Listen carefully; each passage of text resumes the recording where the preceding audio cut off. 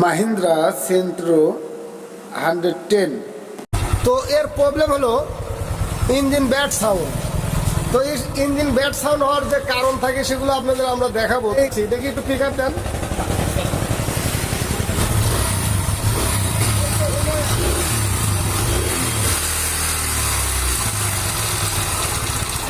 তো এবার আমরা ম্যাগনেট সাইডটিকে খুলবো, একটু কাজ করে ধরলে মোবাইল ডেন দেওয়ার প্রয়োজন নাই।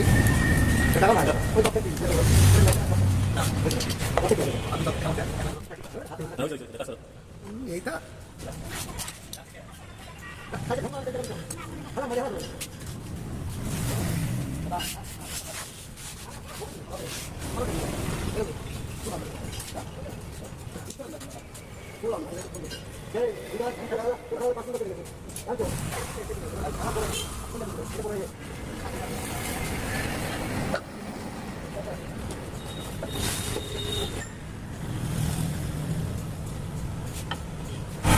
ম্যাগনেটটা খুলে নিতে হবে টাইমিং চেন এবং গার্ডারগুলো দেখার জন্য।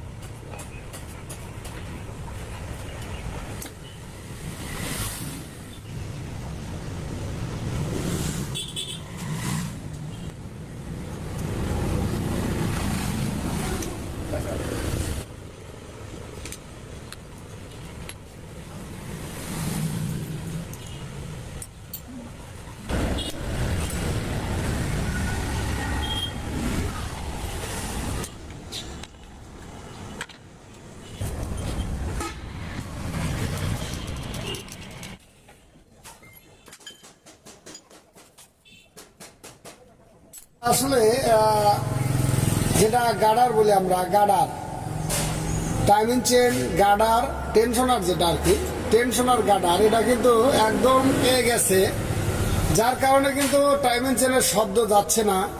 এতে করে যে সুরগুলো হয়, যে কার্বনগুলো হয়, এগুলো কিন্তু আবার মোবিল নেটে যায়, মোবিলও দেখা যায় যে মোবিল ঠিক মতো পায় না। তো এরকম শব্দ হলে আমরা আগে এই সাইডটা খুলে নেব। এছাড়া যদি এরকম গার্ডার নষ্ট হয়ে যায়, টেনশনার গার্ডার, তাহলে আমরা টেনশনার গার্ডার লাগিয়ে দেবো, তাহলে কিন্তু শব্দ ভালো হয়ে যাবে। আর যদি না দেই তাহলে পরবর্তীতে কিন্তু এই স্থানে এখান থেকে কিন্তু খেয়ে যাবে এই চেনও নষ্ট হয়ে যাবে। এরপরে দেখা যাবে যে ইঞ্জিনের ভিতরে মোবিল না পেলে কানেক্টিং রড নষ্ট হয়ে যাবে, রিং পিস্টন ভালভ সব নষ্ট হয়ে যাবে। যদি এরকম সমস্যা আমরা পাই তাহলে অতি তাড়াতাড়ি এগুলো আমরা ঠিক করে নেব। তো আমরা নতুন আরসিসি গার্ডার নিয়ে আসছি, এবার আমরা আরসিসি গার্ডারটিকে লাগিয়ে দেব।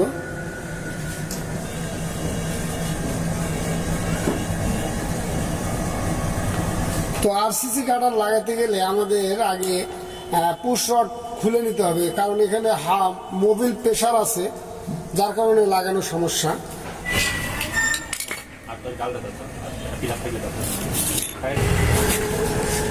আর নাট ঢিল দিয়ে নিয়েছি, যে ওয়েল ছিল ওয়েলের প্রেসার, সেই প্রেসারটা চলে গেছে, এখন আমরা লাগিয়ে দিচ্ছি। তো এখানে কিন্তু রাবারগুলো ঠিক রাখতে হবে, তাছাড়া মোবিল পড়তে পারে। আমরা লাগিয়ে দিলাম এগুলা। 11-12 না কোনটা সেটা লাগে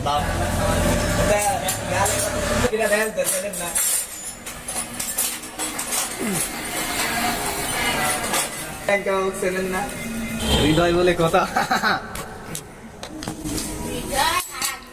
তো আসলে এই বোল্ট গুলো যখন টাইট দেওয়া হয় জাম হয়ে যায়, এই জাম হওয়ার কারণে কিন্তু খুলতে খুবই কষ্ট হয়। এরকম অনেক সময় স্ক্রুড্রাইভার বা ছেনি দিয়ে খুলতে হয়। তো যাই হোক, আমরা এমন ভাবে খুলবো সার্কিটে যেন কোনো আঘাত না লাগে সেইভাবে। তো এবার আমরা নিচের বোল্টটিকে টাইট দিলাম। তো মোবিল যখন আসবে এটা কিন্তু আবার টাইট হয়ে যাবে পুশ রডটা।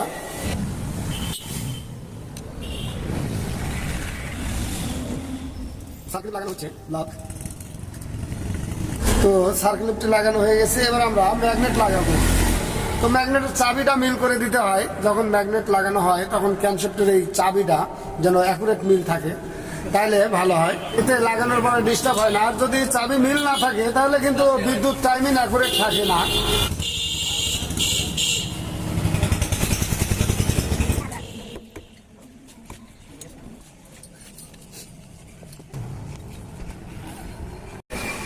তো আমরা ম্যাগনেট কভারটি লাগিয়ে নিলাম।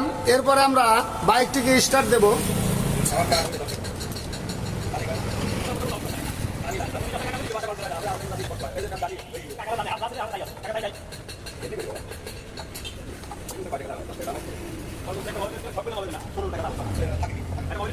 তো আমরা এবার বাইকটিকে স্টার্ট দিচ্ছি।